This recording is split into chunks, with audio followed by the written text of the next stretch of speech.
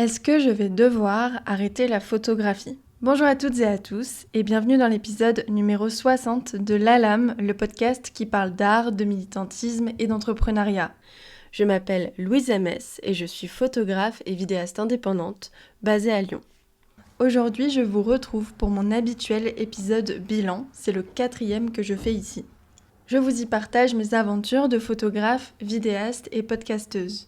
Je vous partage avec honnêteté mes difficultés, mes doutes et mes chiffres. Mon but, déculpabiliser et montrer que la vie d'artiste, ce n'est pas ce qu'on voit à la télé. Avant de passer à l'épisode, je tenais à remercier toutes les personnes qui soutiennent le podcast sur ces différents réseaux et plateformes ainsi que sur Tipeee. Depuis peu, j'ai ouvert la page Tipeee l'ALAM Podcast qui vous permet de faire des dons mensuels ou ponctuels à partir de 1 € au projet. Le podcast se développe grâce à vous et votre aide est précieuse et nécessaire. Alors merci à vous et n'hésitez pas à parler de l'ALAM autour de vous si ce n'est pas déjà fait. Je vous laisse tout de suite avec la suite du programme et puis je vous souhaite une très belle écoute.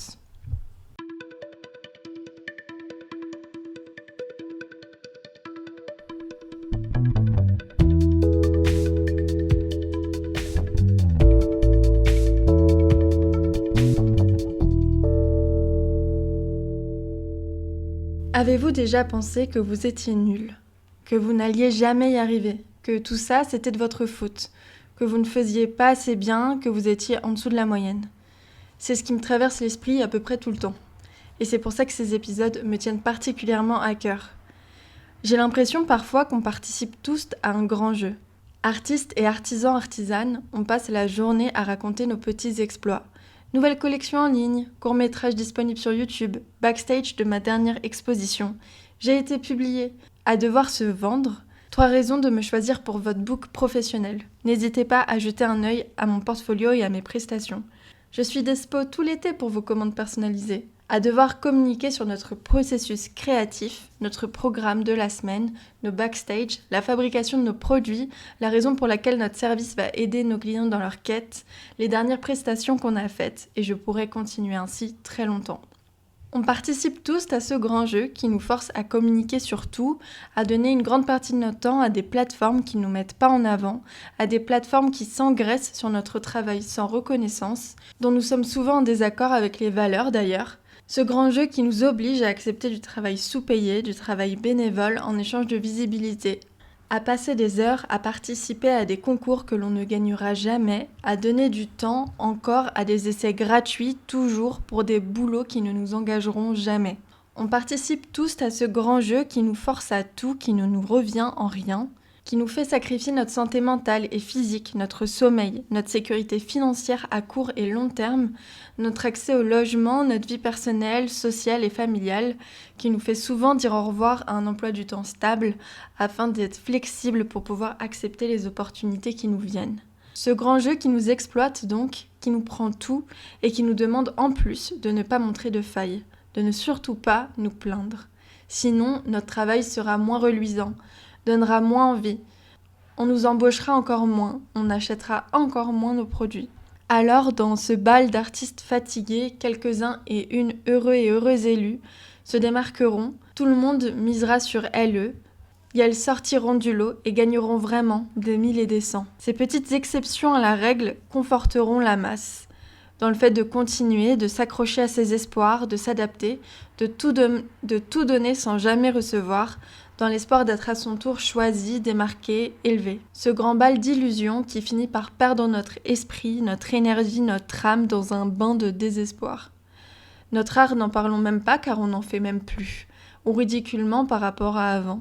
Les bras baissés, on s'accroche, on avance, bouleversé par la vie et le moindre sursaut jusqu'à un jour peut-être arrêter, changer radicalement de voie, jusqu'à un jour décider de quand même continuer malgré la précarité, ou jusqu'à un jour craquer. Des perspectives douteuses, mais en tant qu'artiste, que personne pleine d'imagination, on continue d'espérer, fort, toujours. J'ai envie d'espérer moi aussi, parce que je suis fatiguée moi aussi. J'ai envie de m'accrocher, de continuer à m'illusionner, mais avec réalisme. Je joue au grand jeu moi aussi. Je suis épuisée et c'est pas du tout romantique, c'est juste épuisant. J'ai pas le choix, alors je communique, je joue au jeu, je démarche. Je joue au jeu, je participe au concours, je joue au jeu. Malgré que je sois en désaccord avec, je joue au jeu. Mais ma petite partie de réalité dans l'illusion, c'est que je crois que je le connais le jeu. Et en fait, je sais surtout qu'il y en a d'autres qui sont possibles. Des jeux dans lesquels on établit tous ensemble les règles et où on peut choisir que tous ensemble, à la fin, on gagne. Moi, je n'ai aucun plaisir à être appelé quelque part au détriment d'un ou une autre. J'ai du plaisir, par contre, à travailler quelque part dans de bonnes conditions et en sachant que pour les autres, c'est pareil. J'ai du plaisir à savoir que les artistes vont bien, que les travailleuses vont bien, que la société va bien. J'ai peu de plaisir actuellement, même pas du tout.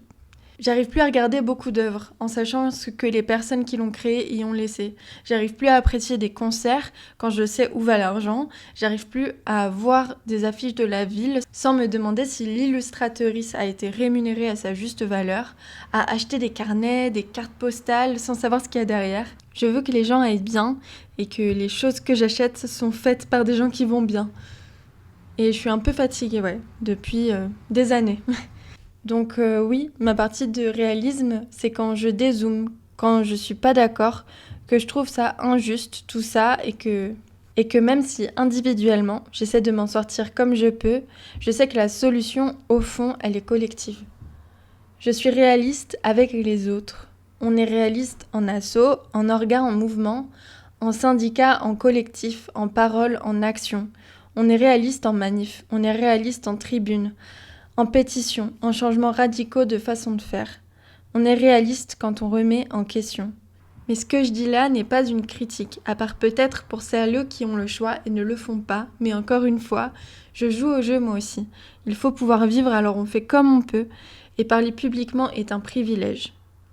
Mais on est réaliste quand, dans la masse de joueuses de jeu, quelques-uns et une parlent enfin, pointent du doigt, témoignent et osent dire qu'elles ne sont pas assez payées, qu'elles ne sont pas respectées, qu'elles ont des conditions de travail désastreuses, qu'elles ont été maltraitées, qu'elles veulent des prix minimums, qu'elles veulent des commissions VSS dans leur secteur, qu'elles veulent une réelle protection de leur statut et des travailleurs, qu'elles exigent d'être vues, d'être reconnues à leur juste valeur, qu'elles n'accepteront pas, n'accepteront plus. Je trouve ça tellement puissant et tellement aidant pour tout le monde. Et je pense que si on s'y mettait un peu tous, je suis sûre que les choses bougeraient beaucoup plus vite.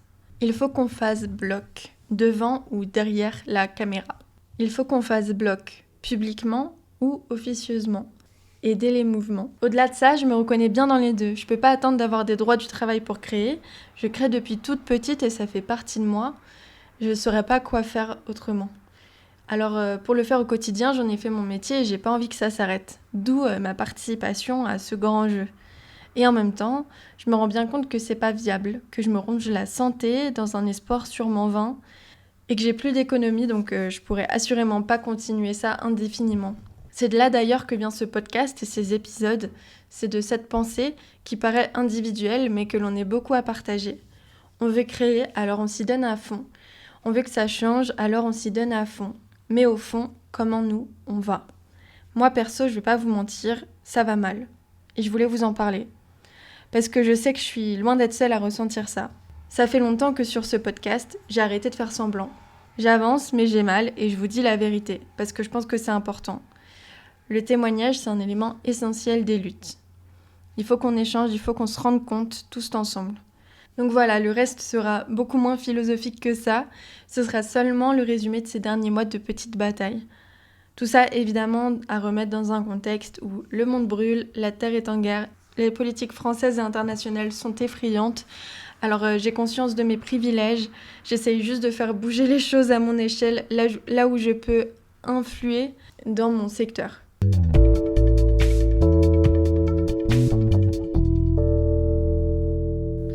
Donc c'est parti pour un petit bilan honnête de l'année. Attention.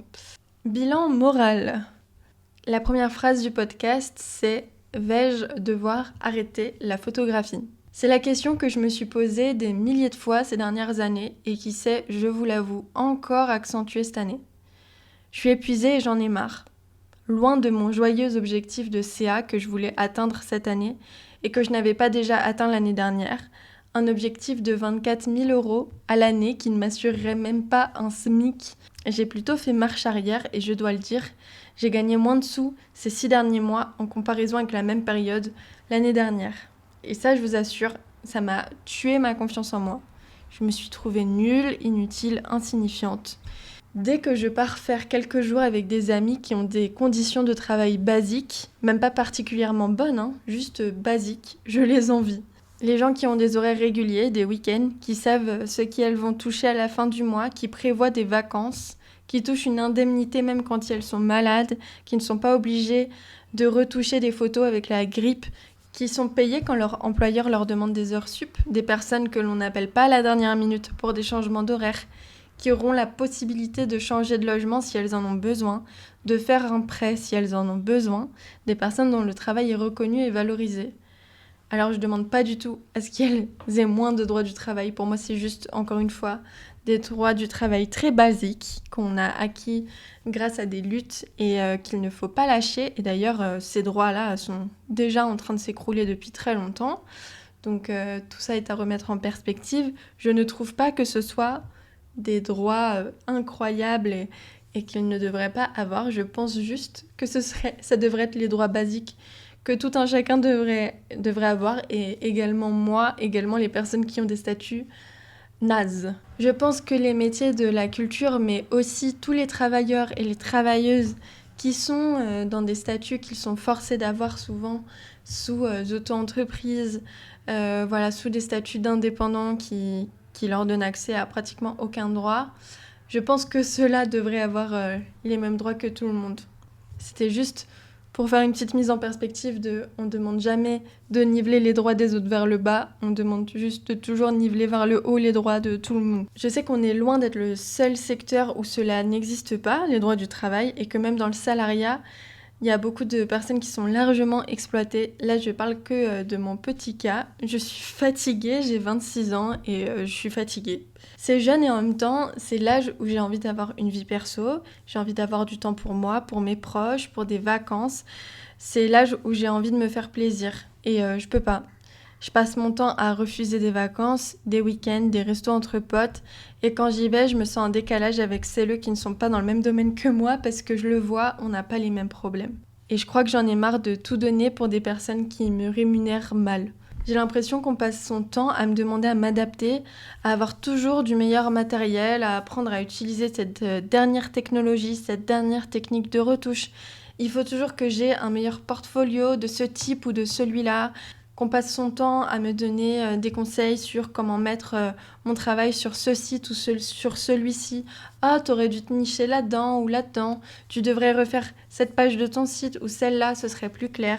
J'ai l'impression qu'on me demande des heures sup non rémunérées, toujours plus de rendu, toujours plus de communication sur mes offres, toujours plus de photos finales, sans rien me donner en retour. Alors je commence à refuser. Non, je changerai pas de boîtier, j'en ai pas les moyens. J'ai pas le dernier Sony, le dernier objectif avec une résolution de folie, parce que j'ai plus d'argent. Et si j'ai plus d'argent, c'est à cause de vous. Payez-moi et j'en changerai, mais payez-moi d'abord. Ça devient politique pour moi de revendiquer que son savoir-faire, ça prend du temps, que son savoir-faire, c'est aussi humain, c'est aussi une histoire de relation, de compréhension, d'émotion, que mon travail va au-delà d'une image qu'on pourrait générer par IA en 30 secondes, mais que c'est une étape forte dans un projet et une vie. J'ai envie de créer vraiment et profondément, mais j'ai l'impression de donner mon temps et mon âme à des gens qui ne le reconnaissent pas. Ce sur quoi je suis reconnaissante, par contre, et ça j'en ai vraiment conscience, c'est que y a des projets dans mon travail, dans toutes ces petites briques, qui sont des projets qui me font aussi du bien et qui me nourrissent personnellement. C'est pas juste du temps que je donne à autrui. Il y a beaucoup de mes prestations où je sens que c'est du temps que je donne à autrui et que ça ne m'apporte rien. Et en plus, je suis vraiment très mal payée, donc voilà, tout ça fait que c'est chaud. Mais il y a aussi des projets qui me rémunèrent pas ou très mal, comme ce podcast, qui me nourrissent énormément et que je prends le temps de faire, que c'est un choix pour le coup que je fais, de passer 13 heures par semaine sur ce projet, quitte à du coup faire des semaines à 50 heures, c'est la plupart du temps ce qui se passe parce que mon travail de photographe me prend déjà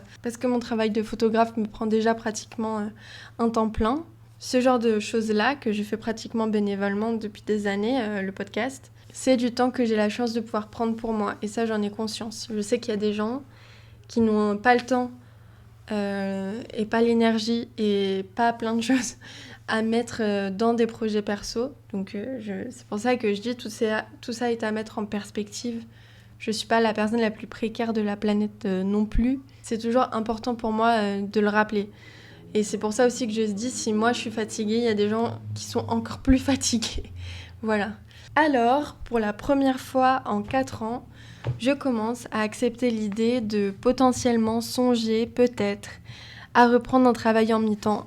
On s'est mis d'accord avec mes potes pour dire que ce qu'il y avait à lâcher dans ces cas-là, ce serait pas le podcast qui me nourrit, ce serait pas la boutique en ligne ou mes projets perso et artistiques qui me nourrissent mon âme aussi, mais ce serait les prestats photos. On n'en est pas encore là parce que je suis encore dans le déni et que je suis pas prête.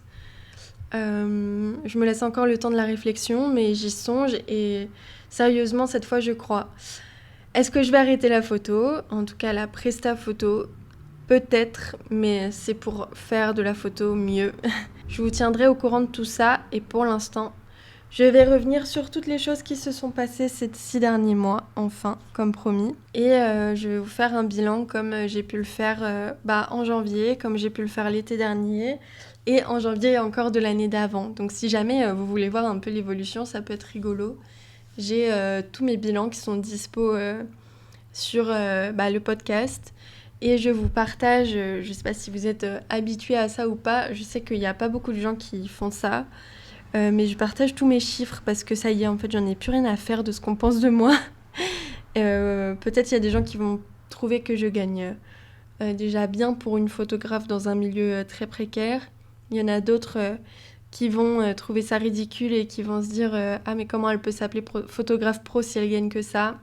Je sais pas trop ce que vous allez penser de moi, mais en vrai, je m'en fiche, je crois, ça y est, je m'en fiche.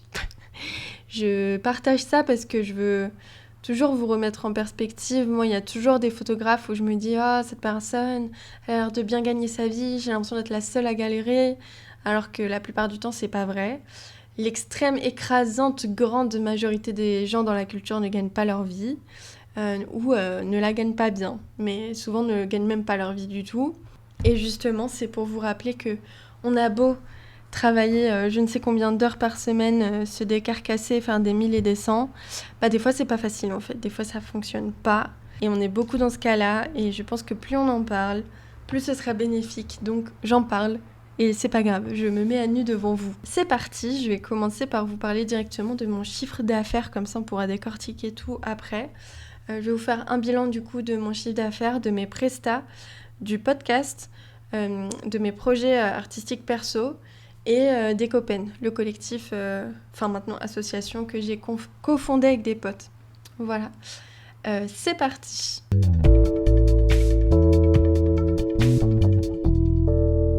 On commence, chers auditeuristes, avec le chiffre d'affaires que j'ai fait ces 6 premiers mois de 2025. C'est extrêmement décevant, comme je vous l'ai dit plus haut.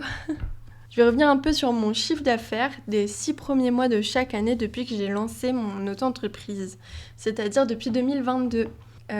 J'ai lancé mon auto-entreprise en janvier 2022, donc pour faire des bilans, c'est satisfaisant.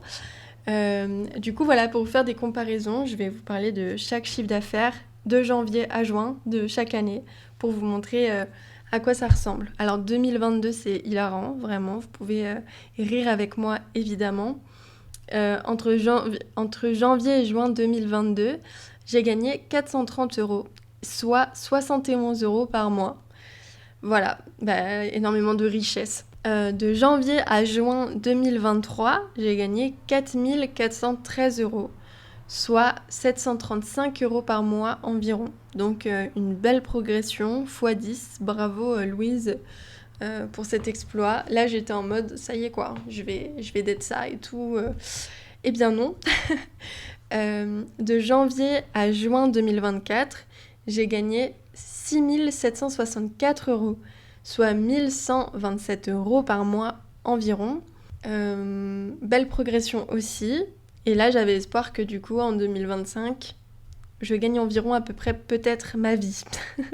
Parce que encore une fois, ça c'est du chiffre d'affaires.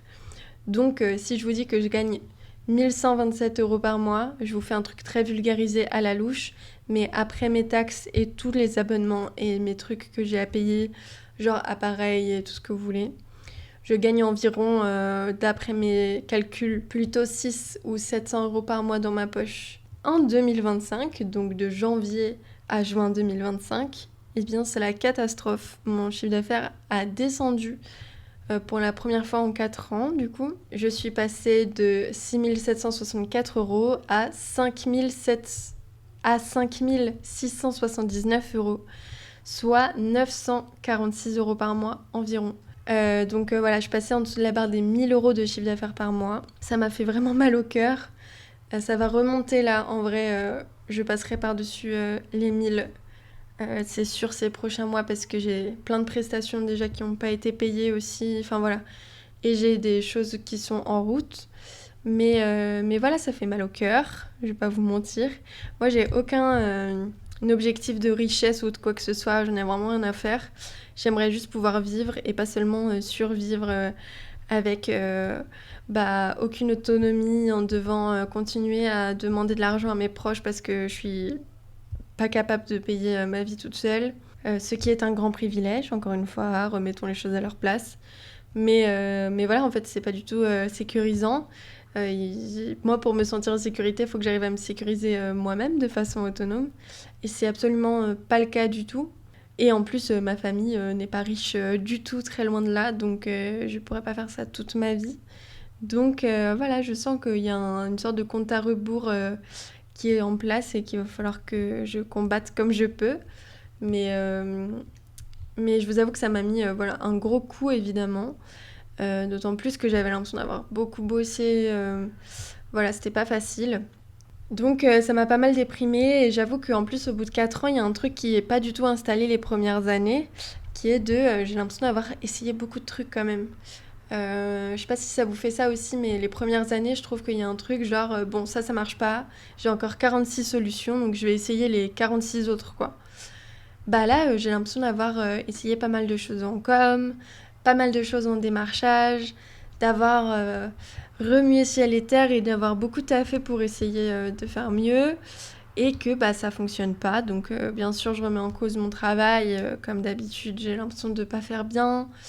J'ai l'impression que tout ce que j'entreprends et ce que j'essaie de faire, c'est nul. Voilà, c'est vraiment pas facile. Et en plus, du coup, j'ai cette impression de pas avoir d'autres solutions parce que j'ai déjà essayé. Alors, il y a toujours d'autres solutions, mais voilà, c'est le sentiment que ça donne en tout cas. Et c'est vraiment pas un sentiment facile avec lequel dealer, je vais pas vous mentir. Donc, c'est là où j'en suis. C'est un épisode évidemment très joyeux, hein. J'aurais pu peut-être vous prévenir. Mais vous inquiétez pas, il y a d'autres choses qui vont venir après. Je vous en parle tout de suite. Au niveau des prestations, je vous fais directement la petite liste. J'ai fait 2 prestations concerts en janvier, 2 prestations pour une faculté à Lyon en février et 2 prestations concerts. En mars, j'ai fait 2 prestations concerts et une prestation pour le magazine Têtu. Voilà, ça j'étais très fière. C'était 2 vidéos en fait pour le magazine Têtu. En avril, j'ai fait 2 prestations de concert, donc que de la photo. Hein. Quand je vous parle de presta concert, pour l'instant, j'ai jamais fait de vidéo concert, que de la photo concert. En avril, j'ai fait 2 prestations de concert. En mai, j'ai fait un mariage, une prestation pour la faculté Lyon 1, 3 prestations de concert. Et en juin, j'ai fait 2 prestations de concert. Donc en tout, ça fait 13 prestations de concert, une prestation de vidéo culturelle pour Têtu, 2 prestats événementiels pour la faculté et une presta particulier. J'ai aussi gagné 27 € grâce à ma boutique en ligne en 6 mois. Bravo à tous. Et j'ai gagné 45 € d'une nouvelle source de revenus que j'ai mis en place très récemment, qui est Tipeee, le Tipeee de La Lame Podcast, mais je vous en reparle plus loin. Alors j'aime trop faire des perspectives de chiffres et tout, je sais qu'il y en a qui aiment bien ça, donc je le fais tout de suite. Je voulais comparer ça avec les objectifs que je vous ai énoncés en janvier, mes objectifs de l'année. C'est assez ridicule, hein. Attention, c'est parti, ça fait mal au cœur. Premier objectif que j'avais cette année, que j'ai, on va rester dans l'actualité, c'est de faire du coup 24 000 € de chiffre d'affaires à l'année.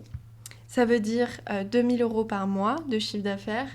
Ça veut dire environ 1 000 € dans ma poche. 1 100 € dans ma poche. Donc tout ça, tous ces efforts, ce serait pour gagner même pas un SMIC en freelance, c'est-à-dire même pas un SMIC sans les congés payés, sans les avantages d'un salarié. Donc, je me remue pour ça, mais même ça, apparemment, c'est trop pour le destin, car j'ai fait 5 679 € en 6 mois pour l'instant de CA. Donc il me reste à faire 18 321 € très exactement, en sachant que ma fin d'année elle est toujours meilleure que mon début, mais que ça me paraît tout de même impossible à faire ça en 6 mois, parce que ça ferait 3 053 € par mois, et je n'ai clairement jamais atteint de tels chiffres. Mais bon, ne jamais dire jamais, n'est-ce pas ?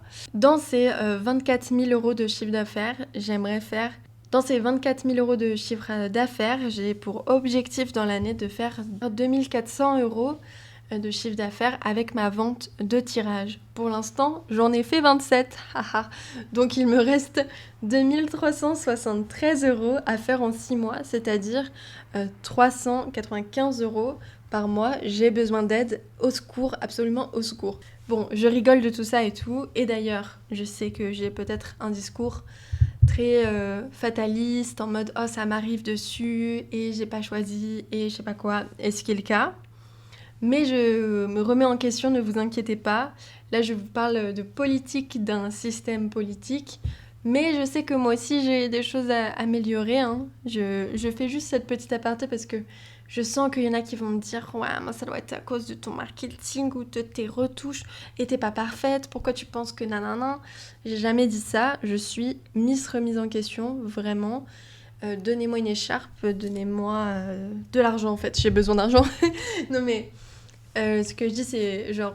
En fait, là, je parle d'un système parce que je pense que collectivement, c'est ce qu'on a à faire. Ça n'empêche pas qu'à côté, je remets en question ma façon de faire. Je pense que je suis clairement très loin d'être parfaite, que je pourrais faire mieux sur la présentation de mon travail notamment. Je sais que je suis nulle pour me vendre. Je suis nulle pour faire des dossiers, par exemple, pour des concours, des trucs comme ça. C'est juste que, comme je vous l'ai dit plus haut, j'en ai marre en fait qu'on me demande des efforts, surtout sans me rémunérer en retour. Moi, je suis prête à améliorer ma qualité de photo, à améliorer ma qualité de retouche. Je ne demande qu'à ça, d'avoir le temps de pouvoir me pencher dessus. Mais en fait, c'est pas le cas parce que mes conditions de travail ne sont pas réunies pour que je puisse m'améliorer sur tout ça. Et du coup, j'estime que c'est injuste qu'on me demande toujours plein de choses sans m'offrir la possibilité de le faire. J'ai l'impression, et c'est la même chose dans plein de domaines, Par exemple, on reproche souvent la qualité des soins à l'hôpital, la qualité de traitement en fait des personnes à l'hôpital ou en EHPAD, et à raison, clairement. Personne ne devrait être maltraité, personne ne devrait être pas écouté, personne ne devrait être envoyé chez lui ou elle alors que la maladie n'est pas assez remise, assez soignée. Je suis vraiment aucun terme médical, mais voilà, ça ne devrait pas exister et c'est très bien qu'on en parle. Mais en fait, pour améliorer ce système-là, il faut bien sûr remettre en cause tout ce qu'il y a dans la médecine, évidemment, parce qu'il y a énormément de choses très problématiques, mais il faut aussi donner de l'argent aux services publics de la médecine pour qu'ils puissent rémunérer leurs infirmiers, infirmières et médecins comme il se doit, que ces personnes puissent avoir des congés, que ces personnes ne fassent pas des heures pas possibles comme c'est le cas aujourd'hui. Donc voilà, en fait, tout ça, c'est toujours dire, on ne peut pas demander un travail parfait à des personnes qui ne sont pas dans les conditions pour pouvoir le fournir, ce travail. Et je pense que c'est important de le dire. Et ça, j'ai l'impression que, pareil dans la culture et dans d'autres métiers, évidemment, et de façon sûrement encore pire. Enfin voilà, là je parle de la culture encore une fois parce que c'est mon podcast et je me sens même pas légitime à parler de ça parce qu'il y a tellement pire, mais je pense que si on réfléchit comme ça fonctionne pas. Il faut que chacun en améliore les choses dans nos milieux et c'est comme ça qu'on avance. Donc c'est pour ça que je continue à le faire, même si ça me gêne un peu des fois de étaler ma vie et mes problèmes alors qu'il y en a qui ont des problèmes encore pires, mais bon bref. Mais voilà, j'ai l'impression que dans la culture, c'est ce qu'on demande à tort et à travers. Ah, du travail gratuit, du « oh là là, c'est super ». Non, en fait, arrêtez de faire ça. Arrêtez de demander du travail gratuit à des gens pour lesquels c'est leur travail en fait. Enfin bon, bref. Je vais vous dire les points négatifs et positifs du coup que je relève des prestations. Donc les moins, c'est que j'ai grave baissé en chiffre d'affaires, donc ça c'est vraiment nul. J'ai peu de nouveaux clients, donc ça m'inquiète un peu aussi et je me demande pourquoi. Donc si vous avez des idées, n'hésitez pas. Les plus, c'est que j'ai quand même beaucoup de clients qui reviennent. Enfin, j'ai des clients réguliers et ça me fait plaisir. J'ai eu que des clients qui ont été satisfaits cette année, des prestats très chouettes sur lesquels j'ai pu travailler et j'ai quand même bossé avec Tétu, donc ça c'est une fierté. Je bosse avec une nouvelle salle de Lyon aussi, donc ça c'est une fierté aussi.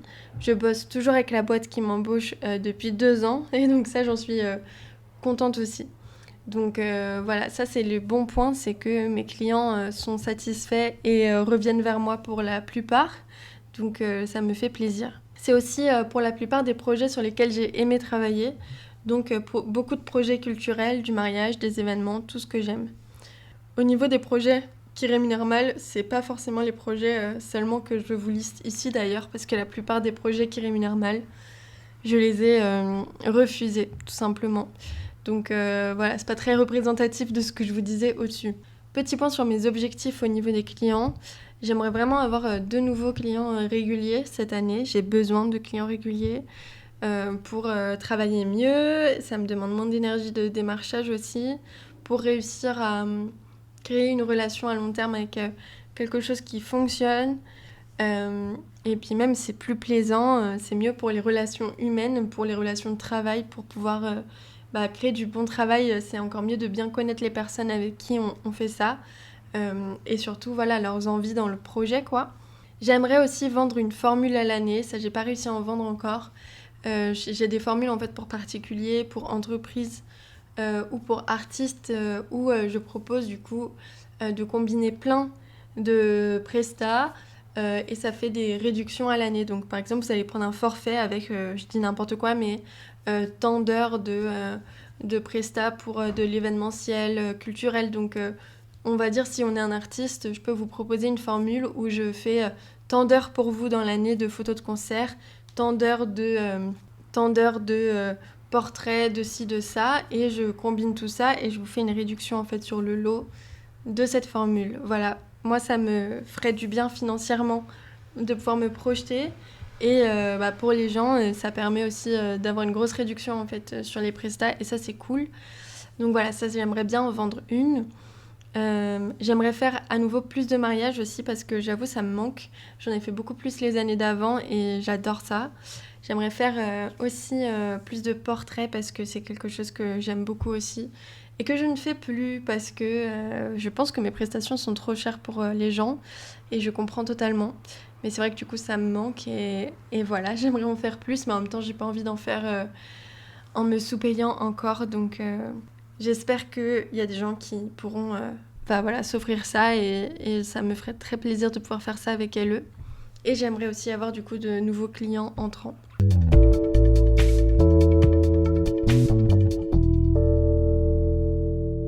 On va passer maintenant sur le bilan du podcast. Ce qui est cool, c'est que du coup, comme j'ai fait pas mal de bilans, maintenant j'ai beaucoup de chiffres à vous partager de cette année et de la précédente. Donc on va commencer tout de suite. Au niveau des audiences du podcast ces 6 derniers mois, déjà les chiffres au niveau de Acast. Donc Acast, c'est mon hébergeur de podcast qui va distribuer sur toutes les plateformes sur lesquelles je suis, à part YouTube. Sur Acast, en 6 mois, j'ai fait 478 écoutes du podcast. Et sur YouTube, j'en ai fait 333. Donc si on cumule les deux, ça me fait un total d'écoutes de 811 écoutes en 6 mois sur le podcast, c'est-à-dire 135 écoutes par mois. C'est moins que ce que j'aurais voulu, voilà. C'est pas trop mal, mais c'est vrai que déjà sur ces 135, toutes les écoutes ne vont pas au bout du tout, hein. Évidemment, c'est le jeu, c'est normal. Donc au final, de réelles écoutes entières, etc., je pense que j'en ai pas beaucoup vraiment. Mais bon, c'est déjà ça. Et merci à toutes celles qui m'écoutent tous les mois du coup parce que c'est trop marrant de voir qu'on est écouté par autant de gens quand même. Enfin, là je dis que c'est pas beaucoup mais je suis hyper touchée de savoir que y a des gens qui écoutent ma voix pendant des heures toutes les semaines pratiquement, enfin toutes les 2 semaines. Donc c'est hyper, je suis hyper reconnaissante de ça. Et aussi là sur les écoutes YouTube bien sûr j'ai pas compté les shorts, tout ça, je peux choisir dans mes statistiques ce que je prends. Donc là, c'est que les vues du podcast en lui-même. Pour vous faire une petite comparaison, en 2024, j'ai eu 1729 écoutes en tout sur l'année. Donc ça fait une moyenne de 144 écoutes par mois. Et c'est là où, tristesse un peu, mais bon, c'est la vie, c'est que mon chiffre du coup stagne. Voilà, j'ai pas du tout plus d'écoutes que l'année dernière. J'en ai même en moyenne 10 de moins que l'année dernière, mais... Enfin 9 de moins que l'année dernière. Mais bon, c'est pas très grave. Pour moi, ça stagne. Je suis pas en train de baisser, ça stagne. Pourquoi j'en ai quelque chose à faire? À la base, on pourrait se dire, on s'en fout, on n'est pas capitaliste et voilà, évidemment. Mais je pense que j'aimerais bien avoir quand même un seuil d'écoute qui me permette déjà de pouvoir mieux vivre et même juste vivre du podcast, en tout cas sur le temps de travail que je passe dessus. Donc pour ça, il faut que j'élargisse mon audience. Aussi, je parle de lutte, je veux mettre en avant aussi des artistes, des orgas, des luttes qui me tiennent à cœur. Et pour ça, en fait, si je les mets en lumière devant 135 personnes ou 2 ou 3 000 personnes, l'impact n'est pas le même. Donc autant pour ma santé mentale et physique que pour les sujets que je prône, j'aimerais quand même atteindre un meilleur seuil là-dessus. Mais bon, voilà, pour l'instant, c'est la vie. En 2024, au niveau des abonnés que j'ai sur YouTube, en 2024, j'en avais 71. Aujourd'hui, j'en ai 82. Donc voilà, une énorme percée sur les abonnés qu'on pourrait estimer une moyenne de 2 abonnés en plus par mois. Vraiment, la Lame Podcast, accrochez-vous, ça perce. J'en rigole, hein, tout va bien, je suis pas déçue de ça, c'est pas grave. En abonné Insta, en 2024, j'avais, fin 2024 du coup, en janvier 2025 on va dire, j'avais 331 abonnés sur le Instagram du podcast. Aujourd'hui, j'en ai 450. Donc c'est pas mal en vrai, moi je suis contente de ça. Et puis aussi, aujourd'hui dans les avancées, les grosses avancées du podcast, il y a ma page Tipeee. La page Tipeee, je l'ai lancée le 2 mai. Actuellement, il y a 9 tipeurs et tipeuses, dont un tipeureuse ponctuelle à 15 € et puis les 8 autres me donnent de l'argent mensuellement. Donc je gagne 69 € par mois mensuellement sur la Lame Podcast et ce mois-ci j'ai gagné en plus 15 €. Donc je suis absolument ravie, je vous avoue que c'était pas du tout ce à quoi je m'attendais. Moi j'ai une toute petite communauté donc je connais les chiffres en fait de combien t'as d'abonnés vs combien vont pouvoir acheter chez toi en moyenne. Le taux de conversion on appelle dans le marketing. Hein. Et moi je m'attendais du coup à gagner genre 4 € par mois. Ou en vrai, pour être réaliste, je m'attendais à gagner 10 ou 20 € par mois en ayant de l'espoir. Donc là, j'ai 69 € par mois. Ça m'a énormément touchée. Et je vous jure, c'est pas que ma maman, même s'il y a ma maman dedans. Il n'y a pas que ma maman. Non, mais en vrai, ça m'a beaucoup touchée, ça m'a beaucoup donné d'espoir. Et depuis que j'ai lancé le Tipeee, je me sens vraiment mieux dans le podcast. Je pense que c'est très psychologique aussi, mais ça m'a pris tellement de temps en fait à passer cette étape, à me sentir prête à dire que voilà, c'était une partie de mon activité professionnelle, que je veux pouvoir en fait dire que le podcast est un vrai projet d'avenir que j'ai. Et donc concrétiser cette étape-là, ça m'a vraiment fait du bien. Et je sens aussi que dans la qualité de ce que je propose et dans mon organisation et plein de choses autour de ça, ça m'a un peu fait un déblocage psychologique et je m'y prends vraiment mieux. Enfin, je trouve que j'essaye de faire vraiment mieux les choses. Et j'espère que ça se ressent en tout cas, mais voilà, j'espère que ça vous plaît en tout cas et que ça évolue dans le sens que vous aimez. Et si c'est pas le cas, j'espère que c'est rien de grave. Et puis merci de m'avoir écoutée déjà, j'en suis très heureuse. Donc ouais, psychologiquement, ça m'a fait beaucoup de bien de sortir cette page Tipeee. N'hésitez pas à faire un tour dessus hein, si vous en avez l'envie évidemment. Mais, mais voilà, ça m'a fait beaucoup de bien. Vous l'avez hyper bien reçu, hyper bien accueilli et ça j'en suis très contente, très reconnaissante. Donc merci à vous. Et voilà. Et du coup, en 6 mois, j'ai sorti 17 épisodes de La Lame, dont 9 épisodes solo, un épisode hors série, un épisode participatif, ce que je n'avais pas fait depuis longtemps, et 6 épisodes avec des invités. Donc on va passer au plus et au moins. par rapport au podcast. Dans les plus, dans les choses positives, on a du coup fêté les 2 ans du podcast et j'ai réussi à tenir contre vents et marées la tradition du mois de mars. Donc c'est le mois où je fête l'anniversaire du podcast. Et pour fêter ce mois-là, au lieu de sortir 2 épisodes dans le mois, j'en sors 4. Voilà, normalement, La Lame, si vous connaissez, c'est un podcast qui sort du coup toutes les 2 semaines, un mercredi sur 2 en fait. Et donc là, les 4 mercredis de mars, je vous mets un épisode et j'essaie d'avoir une majorité d'invités en fait dans ce mois-là. Donc là, j'ai réussi à le faire encore et j'étais trop heureuse et en plus, c'était des invités géniaux, enfin, j'étais trop reconnaissante. Donc voilà, on a fêté les 2 ans du projet, c'est une dinguerie, là ça fait 2 ans et demi. J'ai aussi été contente parce que j'ai quand même un bon développement de ma communauté sur Insta, j'ai pas mal de retours, je relance du coup aussi les épisodes participatifs et j'ai eu assez de participation pour pouvoir en sortir un. C'est toujours pas facile, j'avoue, de recevoir des témoignages, j'ai pas une grande communauté donc... je relance beaucoup pour pouvoir en avoir assez, suffisamment, mais du coup j'ai espoir que je puisse sortir de prochains épisodes aussi, parce que voilà, ça commence à prendre un peu plus qu'avant en tout cas, donc je continue à diguer et à vous proposer des témoignages et tout, donc voilà, en tout cas c'est un concept que j'aime beaucoup, et moi le but... Encore une fois, c'est de parler de mes problèmes, mais pas que des miens. C'est pour ça que j'invite des gens. Et c'est aussi pour ça que j'aime faire des épisodes participatifs. C'est que j'ai envie qu'on entende aussi une multiplicité de voix au maximum sur La Lame. Ensuite, je suis contente aussi parce que j'avoue, je trouve que mes épisodes solo sont plus travaillés, je crois, plus écrits. Voilà, je suis fière des épisodes que j'ai sortis. Je sais pas si vous avez remarqué, alors cet épisode il est un peu hybride parce que je pense que vous l'aurez vu au début, je lisais et là je suis sur ma liste de bullet points parce que c'est un peu chiant d'écrire un épisode de bilan en tapant tout quoi, mais mes épisodes maintenant solo sont à 90% écrits. Par exemple, mon épisode sur l'IA était entièrement écrit. Le favori culturel, non. Le vlog, non, évidemment. Mais je crois que, voilà, pour un 8 mars pour la culture, je crois que c'était le cas. Et pour la plupart des épisodes qui sortent maintenant sur La Lame, c'est des épisodes que j'écris de A à Z. Et je trouve que c'est beaucoup plus simple de poser ma voix. Je sais pas ce que vous en pensez à l'écoute que ça donne. J'espère que c'est pas monotone, surtout. Mais je trouve que je pose mieux ma voix, que je fais moins de répétitions et de tics de langage. C'est beaucoup plus agréable à monter parce que je monte quand même, parce que je me reprends quand même. Mais j'ai quand même moins de montage à faire. Je me reprends beaucoup moins que quand j'ai des bullet points et que j'essaye de faire 40 fois une phrase que j'arrive pas à faire. Et je trouve que c'est mieux écrit, c'est un peu plus, voilà, en mode... je me sens comme une journaliste, tu vois. J'ai aucun diplôme, au secours.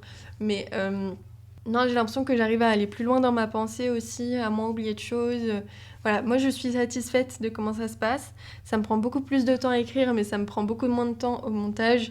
Et je préfère largement écrire que faire du montage, donc ça me prend à peu près le même temps qu'avant au final pour faire un épisode. Mais en ayant plus de temps sur la partie que je kiffe le plus, donc c'est que du bon. Voilà, n'hésitez pas à me faire des retours là-dessus si vous êtes toujours là, et voilà, à me dire si vous avez vu une différence, si ça vous plaît ou pas, voilà, moi ça m'intéresse. Je suis contente aussi dans les plus d'avoir eu des invités plutôt éclectiques, enfin je veux dire de plein de domaines différents, et il y a eu aussi plusieurs invités que je connaissais pas du tout. Donc je suis vraiment partie à la rencontre des gens et ça m'a fait vraiment plaisir de découvrir des univers avec vous.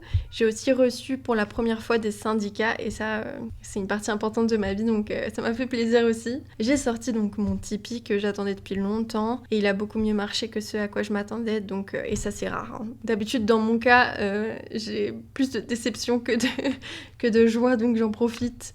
Merci à vous encore une fois, vraiment je me m'en rends compte et je suis très heureuse de ça, merci beaucoup. Dans les points négatifs autour du podcast, bah du coup il y a mes écoutes qui stagnent, en vrai ça me rend un peu triste, voilà, hein, je vais pas vous mentir, c'est jamais hyper drôle. Il y a le fait que aussi j'ai peu de temps, parce que comme je l'ai dit, je fais beaucoup de choses à côté, beaucoup de stress pour sortir les épisodes à temps, plusieurs mois où j'ai manqué d'avoir des invités, enfin vous savez, ça c'est un peu un échec pour moi, je sais pas si vous vous vous en rendez compte ou que vous vous en foutez, mais pour moi, la promesse de la lame, c'est d'avoir un invité ou une invitée par mois.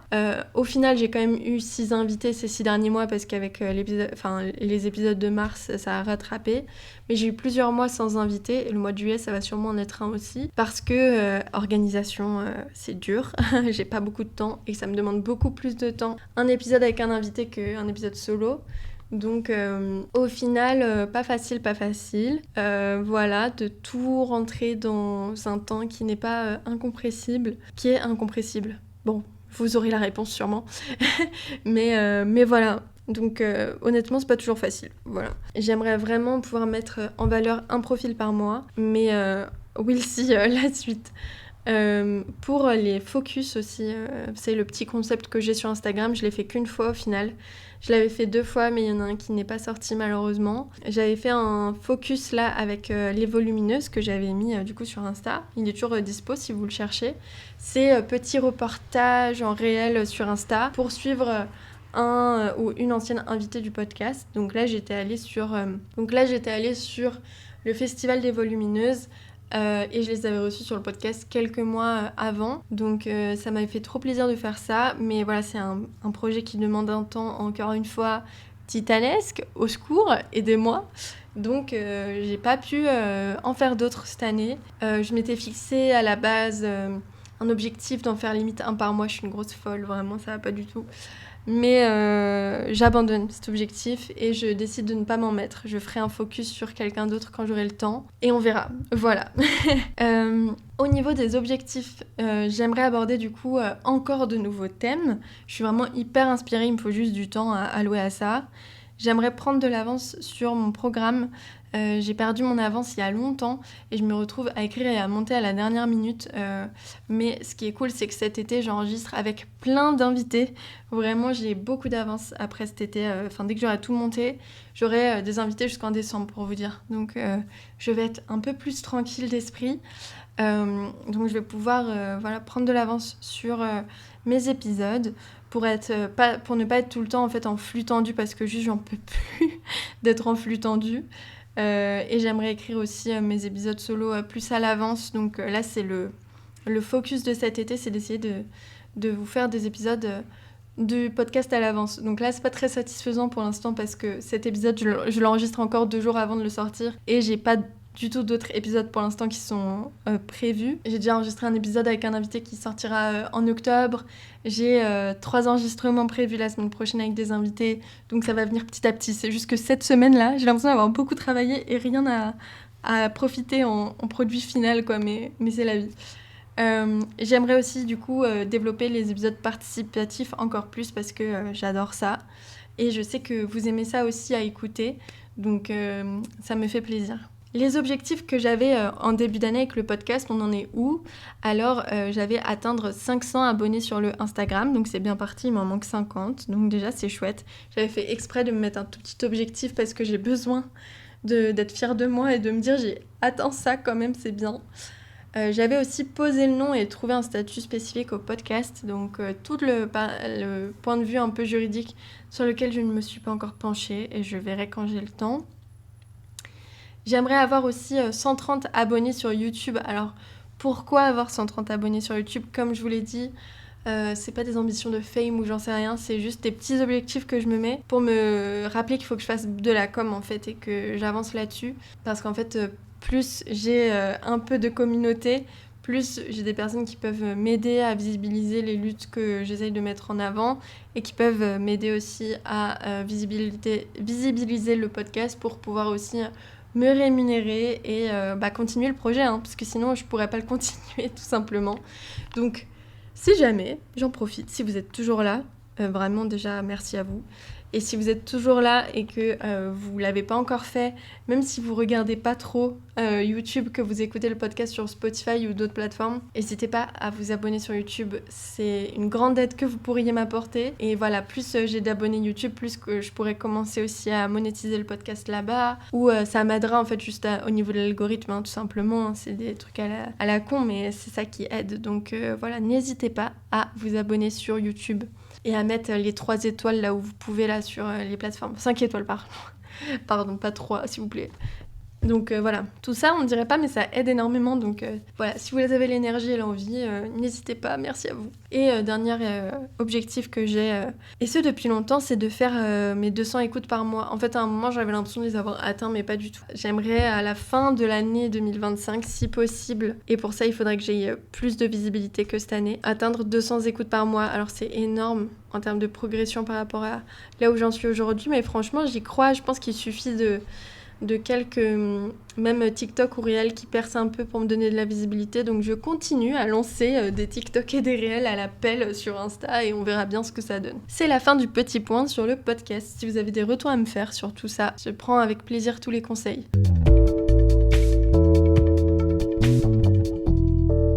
En parlant de podcast, d'ailleurs, petit aparté, ça c'est un gros truc que je suis trop heureuse que j'ai fait pour la première fois cette année. J'ai été interviewée, et pas une, mais 2 fois. Oh my god, ça m'a remplie de joie. J'ai déjà été interviewée une seule fois, alors non, en vrai 2. J'ai été interviewée une fois à l'ancienne sur le journal des jeunes communistes pour dire que je n'avais rien sur APB. Voilà, je n'avais pas de fac. J'étais dans la merde, voilà. Donc très belle interview que je vous invite à aller voir de moi au lycée qui n'ai aucun espoir d'avenir. Et j'ai été interviewée, non, en vrai, il y a 2 ans, j'ai été interviewée par Kinox, qui est le journal des étudiants de cinéma, si je me trompe pas, de la fac de Lyon 2. C'était trop bien, j'étais trop heureuse, j'avais été interviewée en papier, quoi. J'avais une petite page où je racontais un peu ma vie, il y avait mes photos, donc c'était un honneur. Mais j'ai jamais été vraiment interviewée avec la voix et tout pendant longtemps.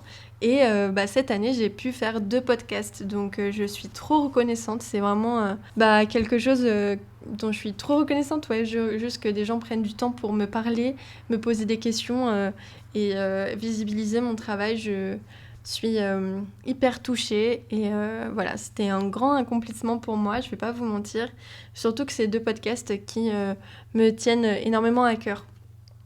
Donc le premier, c'est le podcast des Ronces. Les Ronces, c'est une association lyonnaise, féministe et queer, qui fait de l'organisation d'événements artistiques et culturels et qui a du coup aussi un podcast. Donc voilà, les Ronces ont lancé leur podcast il y a quelques mois. Il n'y a que des gens incroyables qui ont été interviewés dessus. Et du coup, je suis trop ravie d'avoir été interviewée par elle sur le podcast des Ronces. Voilà, je suis juste honorée. Je sais pas trop quoi dire d'autre. Et le deuxième podcast, c'est rigolo parce que il sort en même temps que celui-ci.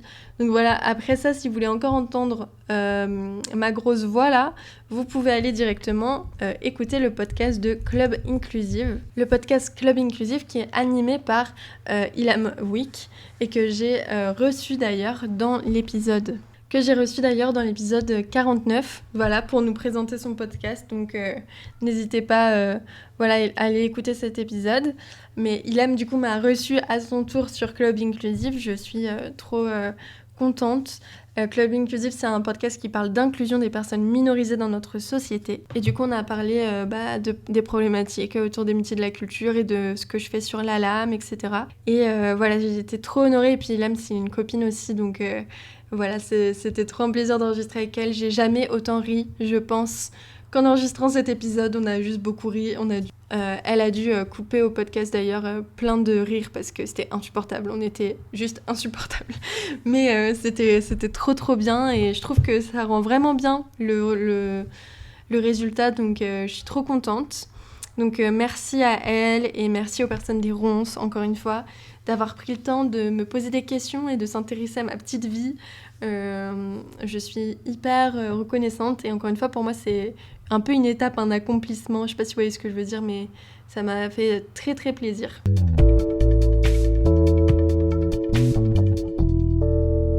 On passe désormais au projet artistique. J'ai créé 5 natures mortes en ce début d'année, des natures mortes photos.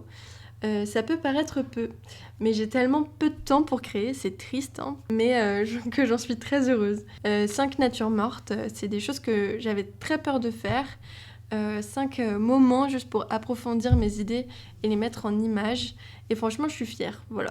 Je pense que mon préféré, c'est la visibilité, ça fait pas manger, si ça vous dit un truc. Des fois, je me dis que si j'avais le temps et les moyens, je ferais tellement de trucs, mais bon.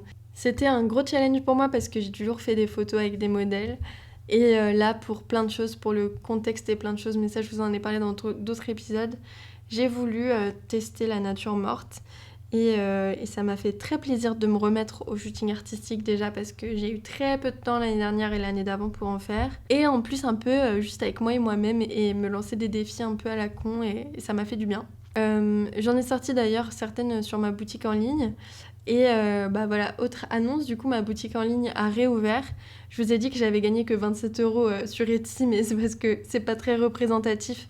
Ma boutique en ligne, elle a été fermée plusieurs mois. J'ai décidé en fait de quitter Etsy pour aller sur un autre hébergeur, mais ça j'en ai fait un épisode complet, le 42, et puis j'en ai reparlé dans l'épisode 55, donc je vous laisse écouter ça si jamais ça vous intéresse. En tout cas, voilà, j'ai réouvert ma boutique en ligne le 7 juillet. Ça rentre pas vraiment dans ce bilan du coup, mais à l'heure où j'enregistre, c'est enfin chose faite. Ça m'a pris beaucoup plus de temps en fait que prévu. Je voulais l'ouvrir en mai à la base. Mais comme d'hab, j'ai pas le temps. et voilà, donc c'est déjà très bien. Ma boutique en ligne a réouvert, je suis très contente. Et j'ai pu mettre quelques nouveaux produits donc, dessus et tout. J'essaye de pas me mettre la pression. En fait, je revendique le temps, d'avoir du temps et je revendique de prendre le temps de faire les choses. Je suis contente d'avoir pu me remettre au shoot artistique même si c'est pas assez. Et puis cet été aussi, attention chose rare, j'ai prévu de faire des shootings avec mes potes. Des photos que pour le plaisir. Et ça me remplit de joie. En fait ça fait hyper longtemps que j'ai pas fait ça non plus.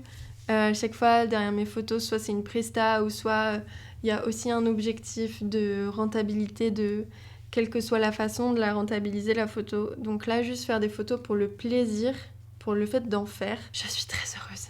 Je suis très heureuse et j'ai aucun objectif avec ces photos. Peut-être que je vous les montrerai, peut-être pas. On verra bien. Du coup, pour les points négatifs et positifs, on va commencer par un négatif. C'est que j'ai pas assez le temps, j'ai beaucoup de frustration, j'ai beaucoup d'idées que je voudrais mettre en place que j'ai pas le temps de faire. Je voulais aussi à la base me remettre à écrire et j'ai pas pu. Donc ça, c'est vraiment chiant. J'ai aussi dû fermer ma boutique en ligne longtemps et j'ai eu aucun marché en début d'année. Donc marché de créatrice. Voilà, ça c'est un point négatif. Pour les plus, j'ai quand même fait 5 natures mortes, ce que je voulais faire depuis longtemps, et en plus c'est des natures mortes qui me parlent. Enfin voilà, c'est un peu, je trouve que j'avais un peu peur de ça, de pas réussir à faire des natures mortes dans le style de mes shootings artistiques, mais je trouve qu'elles collent bien. En fait, si je mets mes natures mortes à côté de mes photos de modèles que j'ai, je trouve que ça va, c'est cohérent, et ça m'a fait du bien.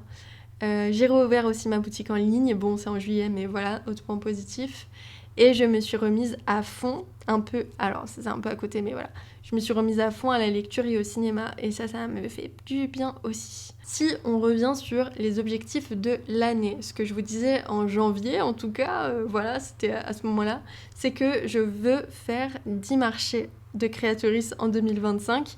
C'est quelque chose que j'avais beaucoup aimé faire, même si très décevant pour la plupart que j'avais fait, mais que je voulais développer. En fait, ça m'intéresse, ce genre de truc, je trouve ça marrant à faire. Voilà, catastrophe, j'en ai fait 0 pour l'instant, donc c'est pas encore impossible que j'y arrive, parce qu'en décembre, notamment novembre-décembre, il y a beaucoup de marchés, et puis 2 marchés par mois, en moyenne, c'est pas non plus inconcevable. C'est galère en fait de trouver des marchés cette année, je trouve. Donc je vais essayer de m'y remettre à fond.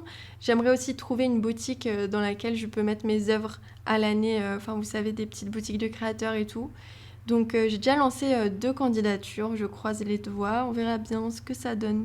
J'aimerais également être publiée quelque part, publier mon travail. J'ai eu que des noms pour l'instant, mais on garde la pêche comme on dit. Et j'aimerais aussi faire une expo, mais ça c'est un gros blocage mental que j'ai depuis des années. Hein. Voilà, ça fait 10 ans que je fais de la photo. J'ai pas fait une expo et c'est pas grave, le monde s'en remettra. Mais du coup, c'est vrai que j'aimerais bien en faire une quand même. Je vous ferai un épisode d'ailleurs spécial dessus. J'ai eu l'idée de, si ça vous dit, faire un petit vlog où je vous raconte uniquement l'expo. Voilà, et je vous fais un petit vlog avant, pendant, après et comment je me sens. et je pense que ça me motivera aussi à le faire, de vous raconter tout ça. Voilà, ma vie d'influenceuse en fait. C'est tout pour la partie artistique. On va passer au point suivant.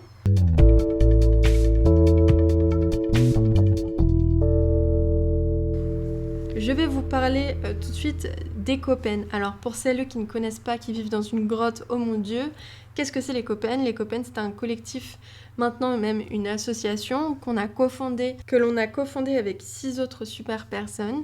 Le but d'Ecopen, c'est de créer du lien entre les professionnels et personnes en professionnalisation dans le secteur des arts et de la culture, de sortir les travailleuses de leur isolement et de promouvoir la solidarité, les luttes et l'entraide dans notre milieu. Ça veut dire qu'on va autant faire des événements pour débattre, se conscientiser politiquement autour des problématiques de notre secteur, mais on va aussi faire des ateliers pour pouvoir tous ensemble apprendre des tips pour se professionnaliser en commun. Et on va aussi faire des rencontres, tout simplement, des moments un peu plus soft, un peu plus chill, où on va faire des animations pour que les artistes se rencontrent, créent du lien, et du coup, souvent, ça crée aussi des nouveaux projets à partir de ça. Donc c'est trop cool. Il y a aussi plein de nouveaux concepts qui vont arriver à la rentrée. Voilà, c'est un peu le but d'Ecopen, c'est de l'événementiel, mais c'est aussi de la communication autour d'enjeux de notre secteur. Alors tout ça, bien sûr, à une échelle humaine de personnes déjà impliquées dans des luttes sociales et qui travaillent beaucoup trop et mal payées. Donc voilà, on fait ce qu'on peut, quoi. On n'a pas pu en faire des milliers, des centaines, des événements et des posts. Mais franchement, on en a fait pas mal, c'est déjà cool. On a pour but de sensibiliser aussi sur les réseaux sociaux à travers notre com à tous ces enjeux-là. C'est un peu les mêmes enjeux en fait que pour le podcast, hein. C'est juste discuter ensemble, se faire du bien, mais aussi proposer de l'action concrète et de la lutte parce que c'est important. Voilà, je vous la fais courte, hein, ça c'est un résumé, mais en fait l'Ecopen ça existe depuis officieusement bientôt 2 ans. Mais en tout cas, 1 an et demi officiellement, donc c'est déjà énorme. Il s'est passé plein de choses. Si vous voulez en apprendre plus, j'arrête pas de faire des promos pour le podcast, ça me fait rire, mais si vous voulez en apprendre plus, on a fait un épisode, l'Ecopen et moi, sur la lame, pendant une résidence qu'on a faite pour écrire les statuts, notamment l'année dernière. Donc en vrai, c'était trop bien. C'était quelques jours en nature, tous ensemble. On a fait que taffer, mais on était heureux d'être là. Et du coup, c'est l'épisode numéro 36. Et du coup, vous pourrez entendre la voix de la plupart des personnes qui ont créé l'Ecopen. Pour le bilan de ces 6 derniers mois au niveau d'Ecopen, on va revenir dessus ensemble. Le 10 avril dernier, nos statuts ont officiellement été acceptés. Ça veut dire que depuis le 10 avril, on est enfin une asso. Nos statuts, on a pris 1 an à peu près à les écrire. C'était très long, mais parce qu'on voulait faire les choses bien et ça nous fanait parce qu'on n'arrêtait pas de dire sur les réseaux « Ouais, on va bientôt être une asso », mais c'était jamais le cas. Et au moment où on a fini d'écrire les statuts, nos statuts ont été refusés 2 fois. C'était hilarant, enfin non, c'était pas drôle. Surtout pour Maëva, parce que c'est Maëva d'Ecopen qui s'est occupée de poser les statuts. Donc merci Maë pour tout ce travail. Donc on a été refusés 2 fois, mais pour des trucs bêtes, en mode on avait mal écrit telle phrase, et c'était en contradiction avec telle phrase. Mais du coup, t'attends encore 3 semaines, 1 mois pour avoir ta réponse et tout. Faut réécrire, faut renvoyer, faut re-signer. Enfin bon, voilà. Mais c'est chose faite, n'en parlons plus. On est officiellement une asso et ça nous débloque pas mal de possibilités. Si jamais ça vous intéresse, je pourrais vous faire un épisode entièrement sur tout ce qu'on a appris aussi avec l'Ecopen, parce que là, l'épisode d'avant, il date d'il y a 1 an déjà. Donc voilà, je sais pas si ça vous intéresserait d'avoir un autre épisode avec l'Ecopen pour voir où ça en est aujourd'hui. Et je sais même pas si eux seraient chauds. Déjà, peut-être leur demander leur consentement avant, mais voilà. Et puis sinon, je peux le faire toute seule aussi, si ça les dérange pas. Enfin voilà. Je peux faire ça si jamais ça vous intéresse. On a fait en 6 mois des événements aussi qui ont bien marché. On a fait une rencontre d'artistes notamment au café Rita, le Rita Plage, qui est à Villeurbanne, que je vous conseille très fortement d'aller. C'est un café avec des super valeurs et qui a besoin de soutien, donc n'hésitez pas à aller consommer là-bas. Vous pouvez manger, vous pouvez faire des soirées, il y a plein d'animations et c'est un bar aussi, enfin voilà, trop bien. Ça c'était en février et vous étiez beaucoup trop, voilà, on s'attendait pas à autant de gens et vous êtes venus vraiment à beaucoup, donc c'était super. Et on a fait aussi un événement au Café Rosa récemment, donc c'était une table ronde autour en gros de l'inclusivité des luttes de la culture. C'était table ronde en mode 1 heure de un peu conférence. avec des questions-réponses quand même.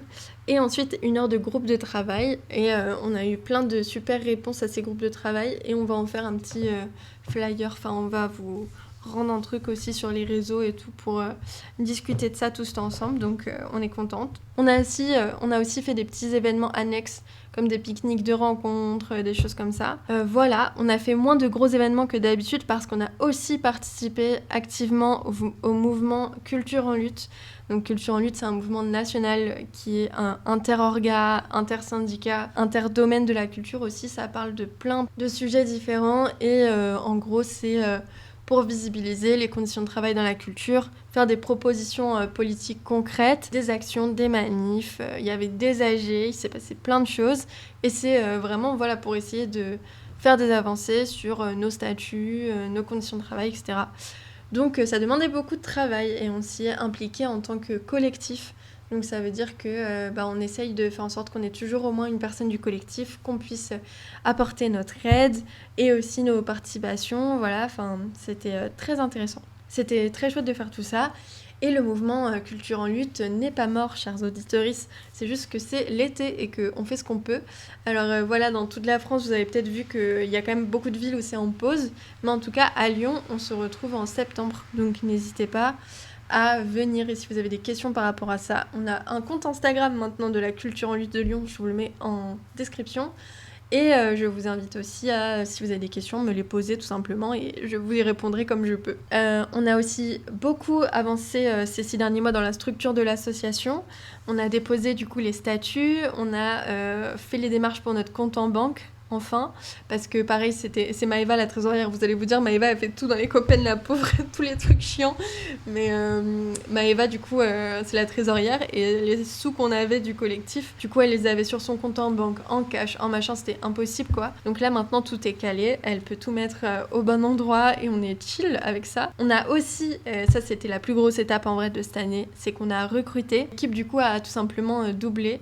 On est trop contents et contentes. On a des nouvelles personnes en orga et en com. C'est des personnes extraordinaires, voilà. C'était beaucoup de travail, mais on y est arrivé. Et aussi, il y a un bon programme pour les prochains mois. On se structure énormément, on s'organise, on a une vision claire de l'année prochaine et on s'y prend à l'avance. Et c'est aussi un collectif qui propose des événements gratuits / à prix libre. Et une fois qu'on aura lancé l'asso, qui aura du coup, comme chaque asso, besoin d'une adhésion à hauteur de 12 € par an minimum, d'une adhésion très petite bien sûr, mais qui permettra de maintenir à partir du moment où on est adhérent et adhérente à l'asso nos événements gratuits. Ça c'était important pour nous. Et on est aussi en train de développer un Discord depuis longtemps qu'on essaye de mettre en place pour pouvoir créer une vraie communauté en ligne. Mais ça, on vous en reparlera dès que ce sera en place. L'objectif des 6 prochains mois avec les copains, c'est qu'on va lancer l'association aux adhésions. Ça fait 1000 ans qu'on attend ça. On va faire un gros événement du coup de lancement et on va faire une grosse campagne aussi sur les réseaux et tout d'adhésion. Ça, c'est pas un secret. Pourquoi lancer les copains en adhésion ? Le but, c'est que on ouvre l'asso aux adhésions pour que aussi les personnes qui assistent à nos événements puissent prendre part entièrement aux décisions que l'on va faire chaque année sur l'orientation qu'on va prendre avec les copains et puissent petit à petit aussi s'impliquer si elles le veulent dans l'asso et pour pouvoir aussi avoir ensuite des postes décisionnaires si c'est ce qu'elles veulent évidemment. Voilà, donc une association loi 1900, ça veut dire qu'on fait au moins une AG par an. La nôtre sera sûrement courant mars, si je ne dis pas de bêtises, pour pouvoir décider, comme je vous l'ai dit, de la suite de l'asso, de comment ça se passe, etc. Le but, c'est aussi de pouvoir avoir un minimum de fonds pour pouvoir continuer à proposer des événements gratuits / prix libre, enfin gratuits avec une adhésion. Hein. Malheureusement, on est un peu obligé, mais vraiment, vous verrez le prix minimum est très raisonnable. On a essayé de faire en sorte que ce soit accessible à tous, parce que le but, c'est pas du tout de faire de la thune. Le but, c'est juste de pouvoir payer notre compte en banque, de pouvoir payer nos affiches, et de pouvoir payer nos lieux quand il y a besoin de payer les lieux. Sinon, on fait des coprods, la plupart du temps, on essaye. Mais voilà, si jamais, du coup, on a des besoins matériels, qu'on puisse les mettre en place. Là, pour l'instant, tout était très compliqué. Donc voilà, là, on va faire quand même beaucoup plus d'événements que l'année dernière. Donc ça va nous demander quand même beaucoup plus de choses, même si c'est toujours très raisonnable. Hein, on fait très peu de dépenses. Mais voilà, le but, c'est d'avoir un tout petit fonds de roulement pour pouvoir assurer tout ce qu'on vous propose. Mais nous, on se rémunère pas du tout. Le but, c'est juste de créer des événements pour la commu des artistes à Lyon et qui soient accessibles pour tout le monde, en fait. C'est le principal. Voilà. Et par contre, dans les 6 prochains mois, ce qui est cette fois complètement un secret, c'est ce qu'on vous a prévu pour l'année pro. On a tout un programme, ça y est, on a établi tout le programme de l'année pro avec les copains. On a une vision jusqu'en juin de l'année prochaine, mais même plus tard, en vrai, on a même la fin d'année prochaine de prévu.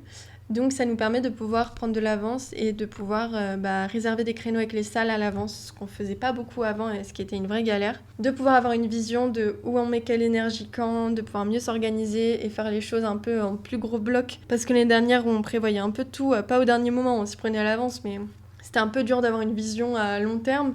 Là, on pense que notre programme, du coup, il est beaucoup plus cohérent aussi sur l'année, qu'on pourra...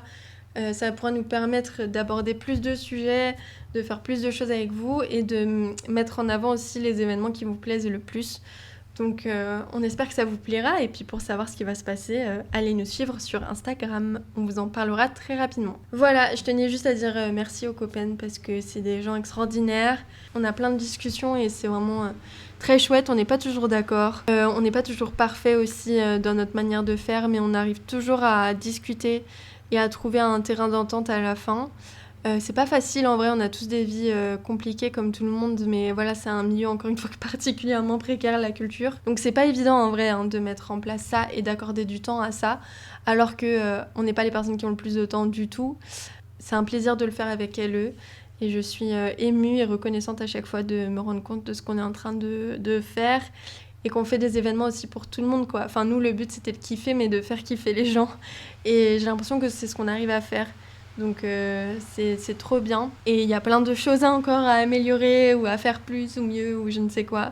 Mais en fait, je pense qu'il faut aussi rester comme on est aussi des fois et profiter de ce qu'on a. Et moi, je suis trop contente des copaines, qu'elles soient là depuis 1 an et demi, 2 ans ou qu'elles soient là depuis 3 mois. Je trouve toutes ces personnes extraordinaires. Donc merci à vous. C'était le petit moment émotion.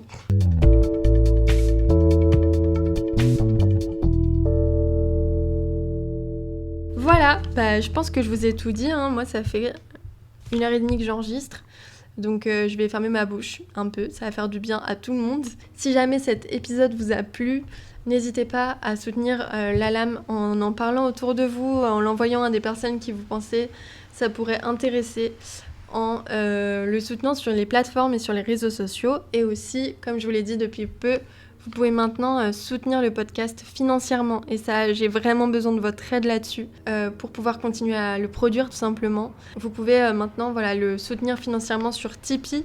Vous pouvez faire des dons mensualisés ou des dons une fois, à partir de 1 euro. Chaque euro sera d'une grande aide, voilà. Merci à tous celles qui le font déjà. Je sais que soutenir financièrement, ça demande une étape de plus. Mais je vous garantis que cet argent sera bien utilisé. Grâce à vous, on a déjà pu passer le premier palier du Tipeee, c'est-à-dire amortir mon matériel à l'année. Voilà, chaque année, je dois dépenser des sous pour le matériel. Et en moyenne, ça me revient à 53 € par mois. Et on a dépassé déjà en fait ce palier, donc j'en suis vraiment hyper reconnaissante. Ça me booste énormément de savoir qu'il y a des gens derrière moi et qui peuvent m'aider là-dedans en fait. Et voilà, ça me booste et ça me donne envie de continuer à fond. Donc merci à vous et j'espère que ça vous plaira la suite du programme. J'ai plein de nouvelles invités pour la fin d'année encore. Donc j'ai trop hâte de vous montrer tout ça. Moi, je vous dis du coup à très bientôt, à dans 2 semaines pour un nouvel épisode. Et d'ici là, je vous souhaite plein de belles choses pour vos projets. N'hésitez pas à me faire le bilan aussi de vos 6 premiers mois. Vous, comment c'était vos 6 premiers mois ? J'espère que ça va. Je vous envoie plein de force, plein de love pour vos projets et pour vous aussi, pour votre vie à vous. Merci à vous de m'avoir écouté jusqu'ici. Je vous dis à dans 2 semaines et je vous souhaite une très belle journée.